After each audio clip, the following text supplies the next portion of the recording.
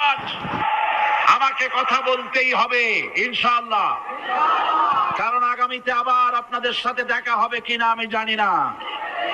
কথা বলতেই হবে। বসেন, কেউ দাঁড়িয়ে থাকবেন না। আমি দেখতে পাচ্ছি বাংলাদেশের ভাগ্য আকাশে উত্তর গগনে কালো মেঘ জমা হয়েছে। ঝড়ের পূর্বাভাস লক্ষ্য করছি। যদি মোকাবেলা করতে না পারেন সক্ষম ভাবে, এমন অন্ধকার গাঢ় কালো অমাবস্যার রাত আসতে পারে যার সুবে সাদেক হওয়া অসম্ভব। সুতরাং আপনারা কি কাপুরুষের মতো কাফের মুশরিকদের গোলামি করে মরতে চান? বিড়ালের মতো 500 বছর বেঁচে থাকার কোনো লাভ নাই।